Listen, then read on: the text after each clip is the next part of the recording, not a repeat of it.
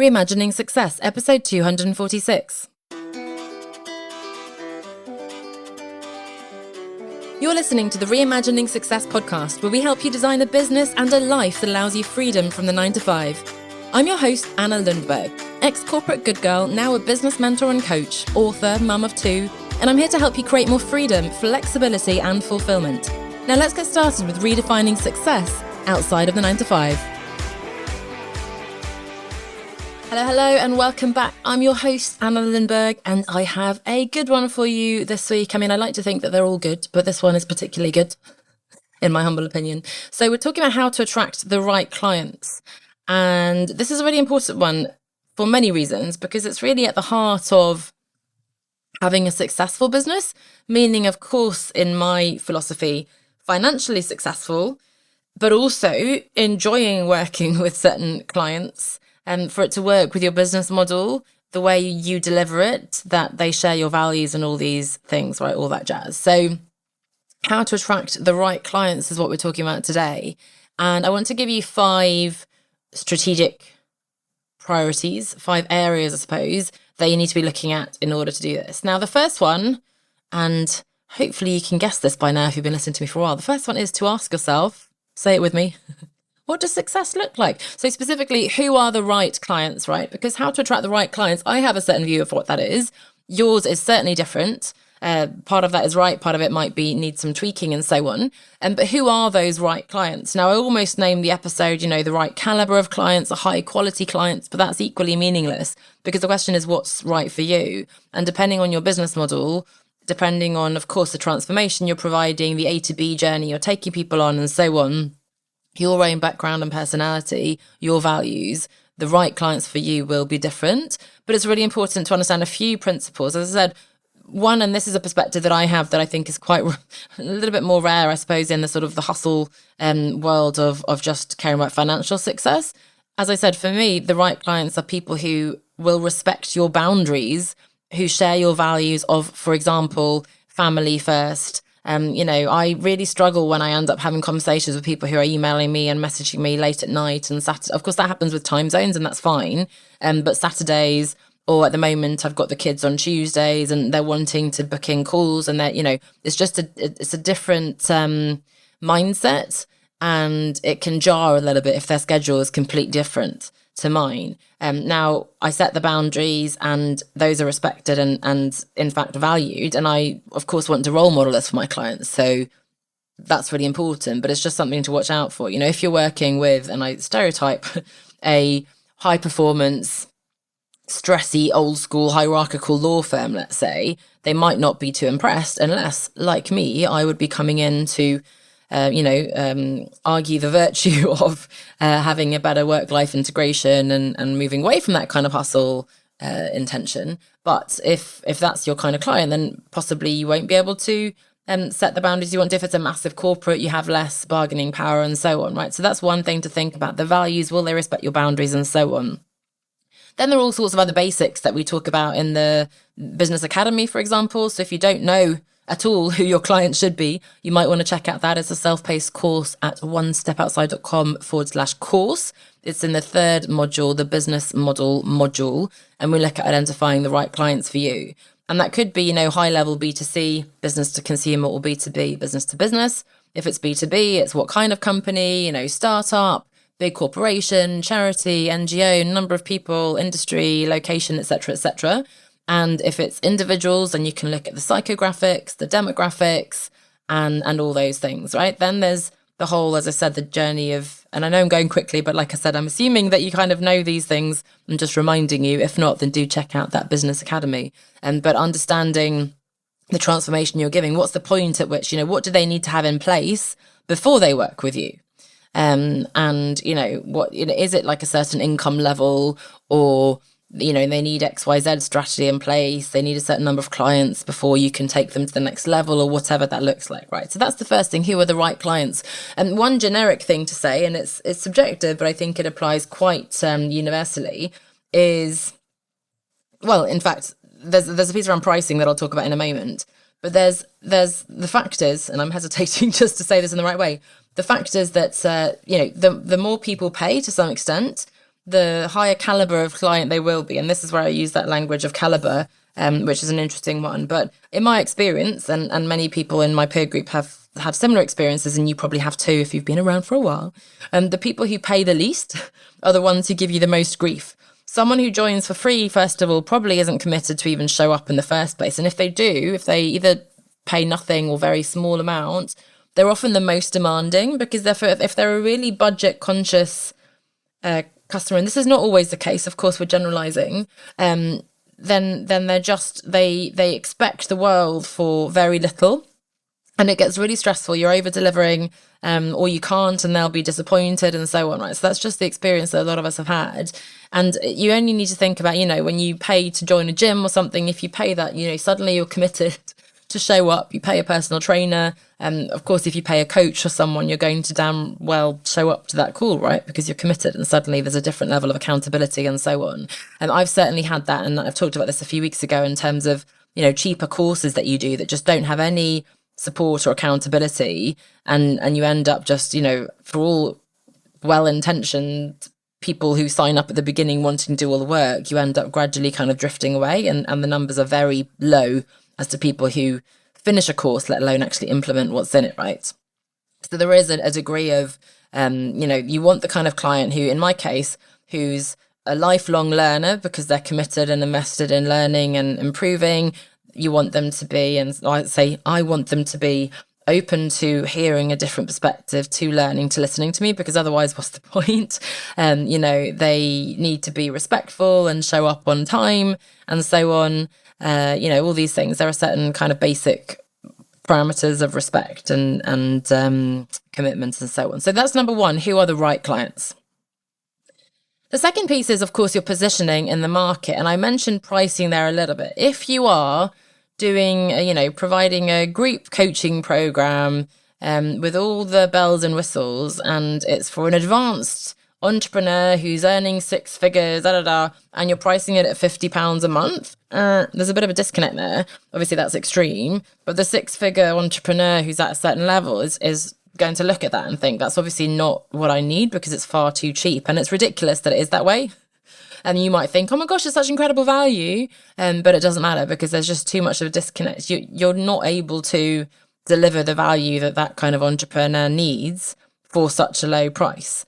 So they will immediately know, I'll immediately know that this person doesn't know what they're doing, because that's not going to ladder up to, in order for that to be a financially viable model for that person, they're going to need to have hundreds, thousands of people in their program, in which case I'm not going to get the support that I want, right? So that's just, the pricing needs to reflect the kind of client that you're wanting to attract and the positioning you're after. Now, this is not to say that you just suddenly go, oh, I'm going to charge hundreds of thousands of pounds, because of course you need to actually be able to back that up with the value of the transformation. You need to be credible to that audience. So it's not just pricing, it's the brand look and feel. And it doesn't mean that you have to, and I certainly don't, have perfect makeup and nails and a suit and whatever it is, but maybe that's the look you need and want to have for your clients. You could be a creative business. That's a different expectation than, again, that kind of traditional law, finance kind of customer. How you present yourself, confidence, body language, all these things are an important piece of that positioning. And the language that you use. I had a funny conversation with a client in America who's very much in sort of the, not in Silicon Valley, but in that kind of tech startup-y world, and used some poker language that I hadn't thought of before, because that just isn't in my world. And if you're speaking to a target that's very into sports, and a lot of sports metaphors are very, ubiquitous in our language now too. But, if you're trying to attract, a cricket player, let's say, then, there's certain language you would use. If you're trying to attract a more elevated, high net worth individual, you'd use different language than if you're talking more to the masses, the commoners among us.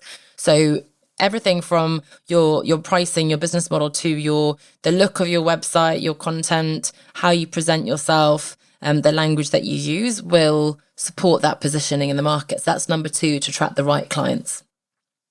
The third, and this is where it gets really interesting, is your content. And this is such a challenging one, but so important to get right at 2 levels. You want to attract the right people with your content, right? You want to speak to the right people, but you also, and this is a bit trickier and more controversial, you also want to repel the wrong people. And that sounds a bit aggressive, but you want to be attracting the right people, meaning that, again, you want to speak to the pain points they have, the problems they're facing, the dreams and aspirations they have with your teaching content. In my model, we have the sort of instructional teaching content in the middle. You also have the aspirational, mission-driven content at the top.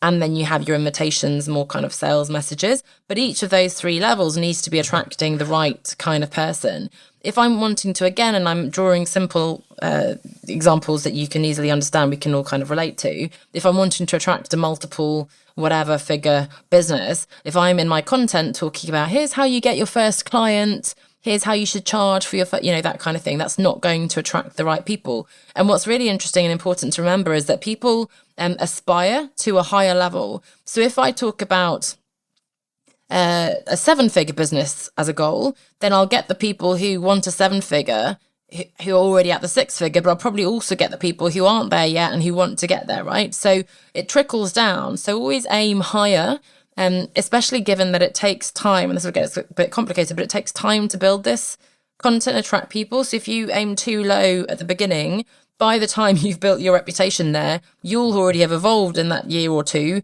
and you'll be at a very low level compared to where you are and where your audience will be and where you want them to be. So you need to pitch yourself a little bit higher with the future in mind of where you want to end up. You can still mix in, I have, and this is what's challenging, I have a mix of, as you see, if you look on my Instagram, let's say, some of the more early stage, hey, this is your roadmap for transitioning out of your 9-to-5. Maybe that's the kind of person who's still in their corporate job early on. But then more and more, I try to really address the more advanced needs of my community, partly because I'm at that more advanced level now 10 years later, and also because I know people have followed along with me and so on, right? So you need to pitch the content at the right level, talk to the right pain points, and filter for the right clients. And so that comes to the repelling piece. You don't want to, again, I don't want to have content that says, hey, here's how you start a business with no money, because what's going to happen? I'm attracting people who have no money and probably can't invest in my programs. And that's not the kind of business that I want to be building. I want to help people who can invest. It's still a very simple model, the kind of expert business, service-based business that I advocate for. It doesn't require huge amounts of investment, but I need someone who is willing to invest their time and money in learning, in growing, and in playing big in their business, right? So the type of content you're putting out there needs to be repelling people as well. So I'm trying to think of an example, but you can both attract somebody with a video or a message, and also, if I put my sort of flag in the sand as to the kind of business that I'm helping you build, if someone then wants to get that VC funding and so on, if they want to build a startup with a team and they want to have the hustle and they believe that's what it takes to be successful, then my message around non-hustle, not having a team, not scaling and so on will hopefully put them off because I won't then want to help them, or I can't help them with my programs, right? So you need to have content that's attracting and repelling people.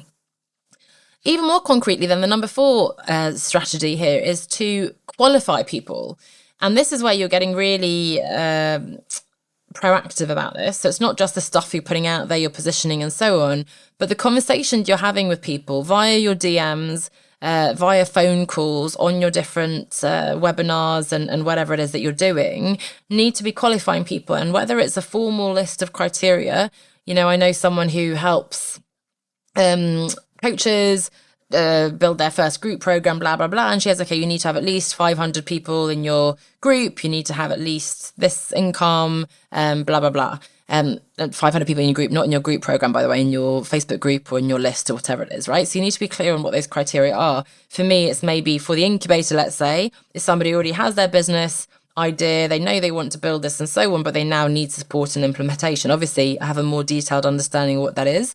If somebody has already hit their consistent revenue, then they'd rather be appropriate for one-to-one mentoring or the accelerator. If they don't yet have the business idea, then they need to go to the academy to get that basic understanding in place. So you need to know, especially if you've got multiple programs, what are the criteria for each one. And by the way, this is so helpful. It helps you write your copy, of course, for your website. It helps you with your content. It gives you the confidence. When I speak to people and I know right away on the call, well, of course, you need to be doing the incubator. That's where you are. Oh, you're not quite there. I'd suggest that you start with the course, or, I'd love to work with you in a more advanced program or one-to-one capacity, right? So that gives you the confidence and clarity that will also then be mirrored in your prospect, who will see that and reflect that back.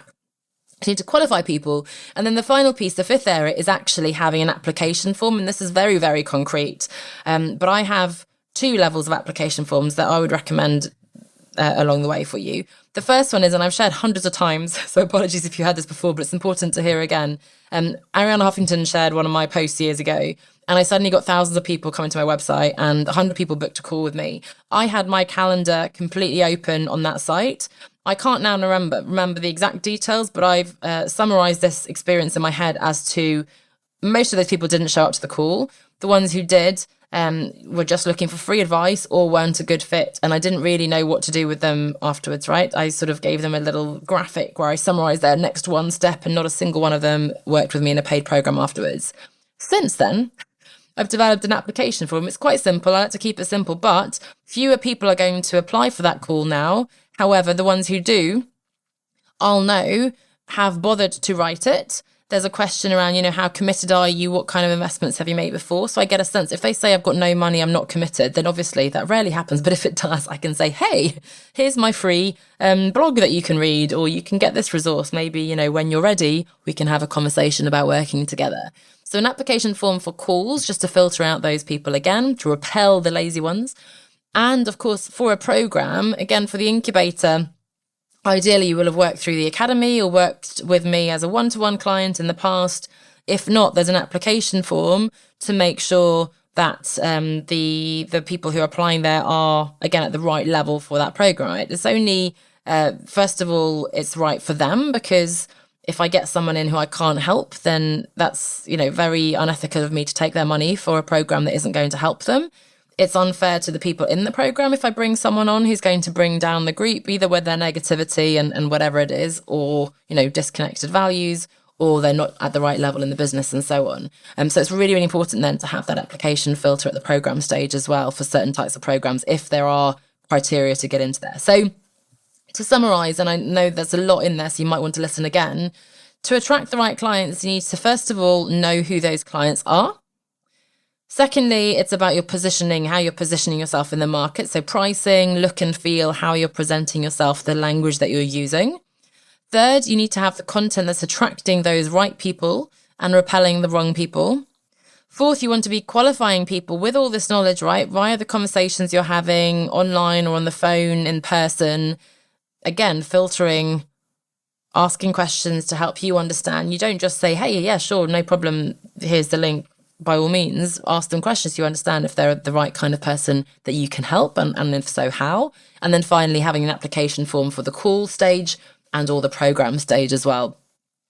So I hope that's helpful. Some really important pieces there, and I know it requires quite a bit of work, in particular the content one, and of course, to begin with, identifying really clearly what those criteria are for your client. Again, if you're not sure how to do that, you can go to onestepoutside.com/course to learn the course curriculum, the foundational course curriculum, which includes a piece on the business model, on your personal brand, and lots of other bits as well. But I hope that was helpful in terms of attracting and repelling those right and wrong people. And it will really be so valuable for you in terms of getting you to where you want to be. You'll enjoy working with them more. You'll get them results, so they'll rave about you. So it's such an important thing to get right.